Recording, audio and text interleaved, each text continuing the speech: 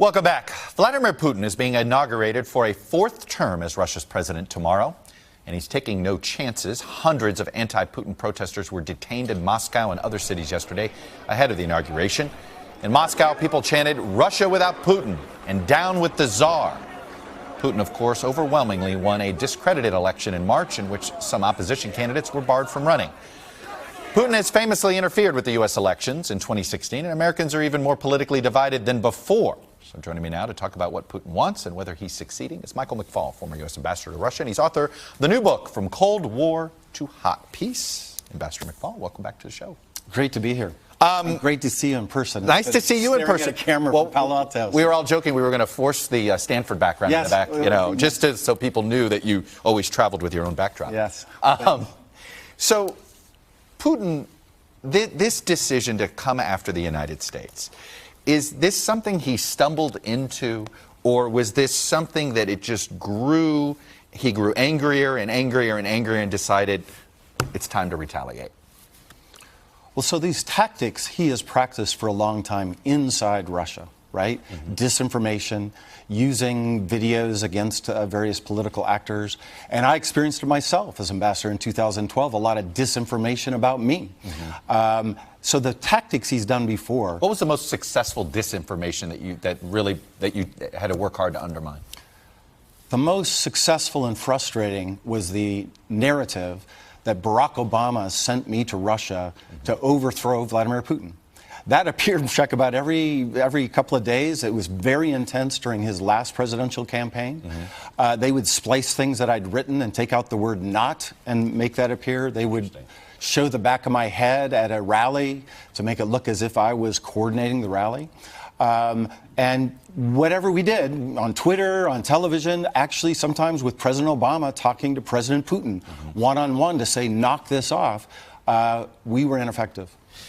So it seems as if we've heard, why did he want to do this? Well, first it was Hillary Clinton in 2011. Yes. All right, that was one.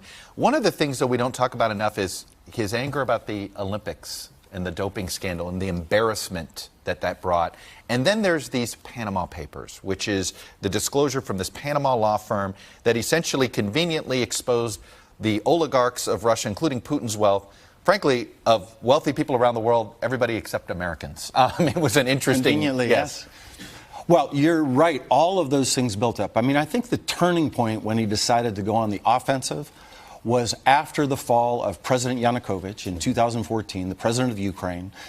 We didn't have anything to do with that, but he blamed us. He blamed the CIA for overthrowing his partner in Ukraine. And that's when he said, to hell with these guys. I'm done dealing with these Americans. I'm going to strike back. That's when he takes Crimea.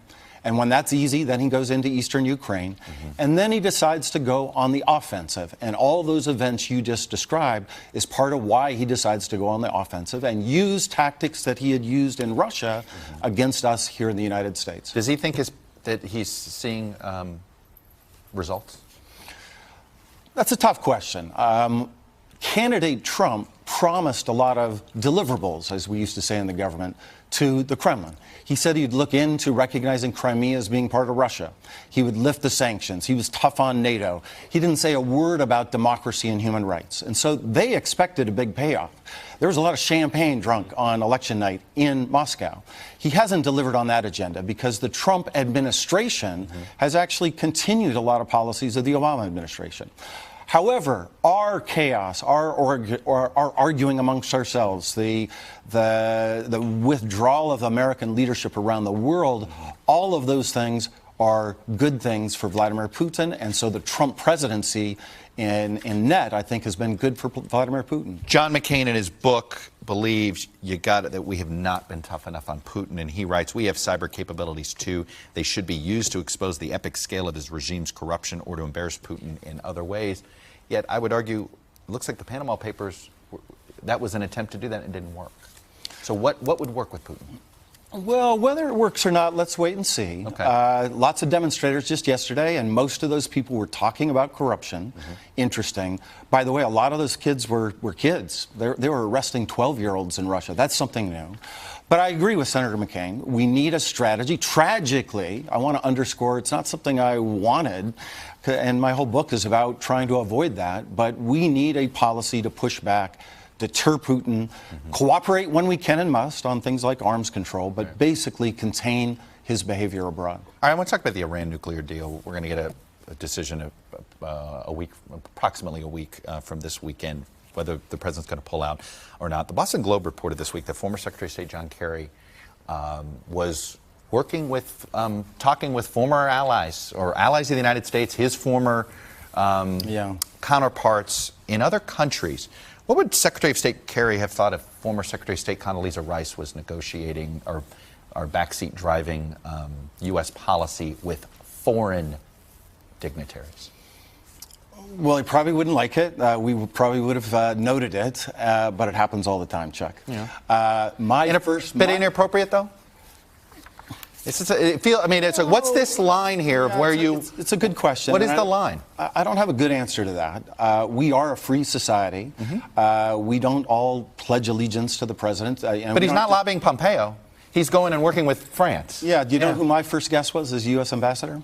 Henry Kissinger. After we had breakfast with me, he went to see Vladimir Putin. Do you think he was saying, oh, I think the Obama administration is doing a great job, you need to engage with the president? I don't think so.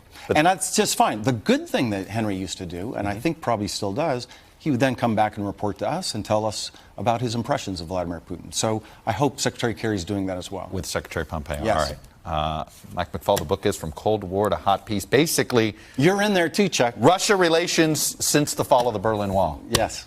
But you're in there too. We shared some of this history. Yes, we did. 2009, the Ritz. We've been to that Ritz. We stayed at the Ritz together.